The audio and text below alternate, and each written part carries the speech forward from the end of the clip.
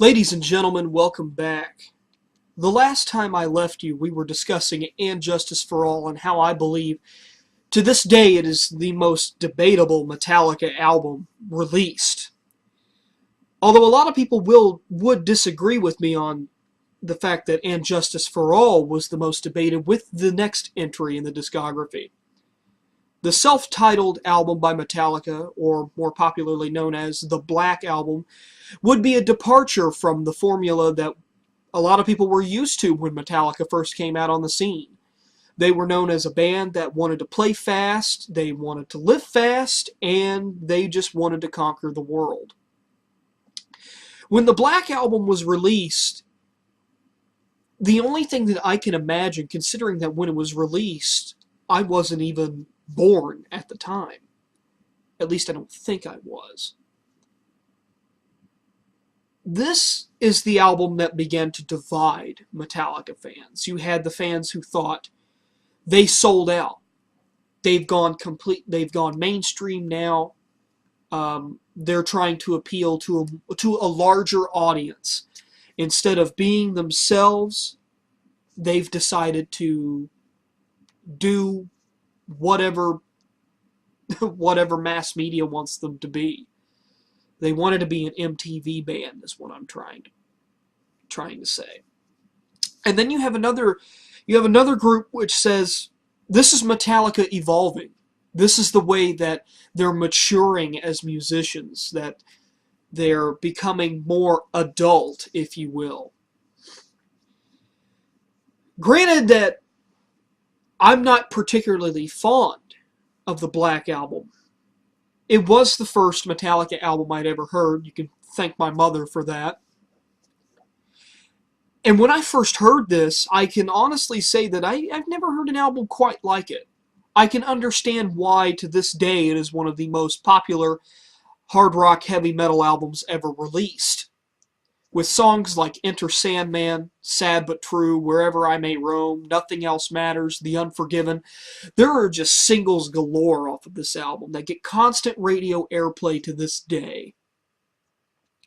With that being said, my own personal thoughts on this album is yes, they've slowed down. I can understand that. There's nothing wrong with slowing down.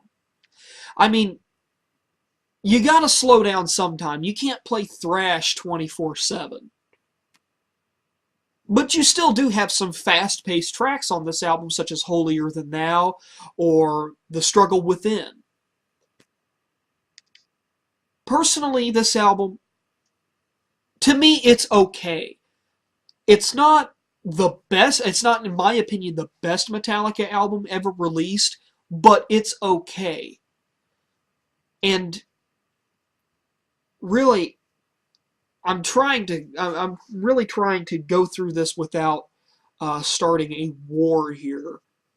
But I mean, you have to think about what the band was going through at the time that the Black Album was, while it was in development.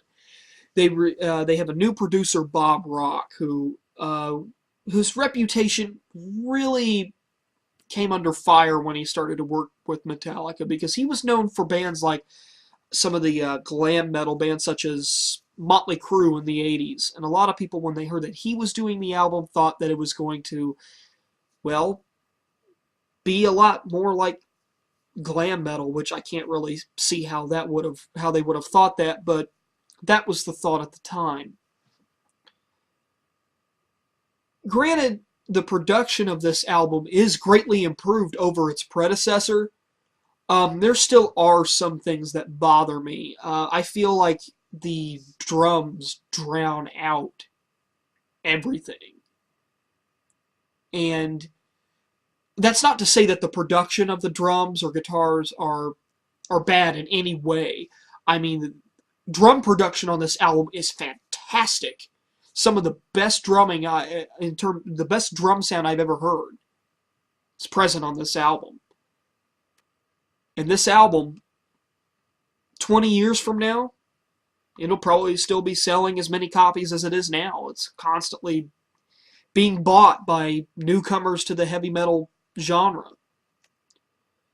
This is an album that chances are you own, and if you don't own, you've probably illegally downloaded it in spite towards Lars Ulrich. But we'll talk about that further on down the road. If I had to give the Black Album a numerical score, I'd give it an 8 out of 10. It has its flaws, and a lot of people seem to think that this is where Metallica sold out, but I don't think that they've ever heard albums such as, well, I'll save that for later. Next up, Load and Reload.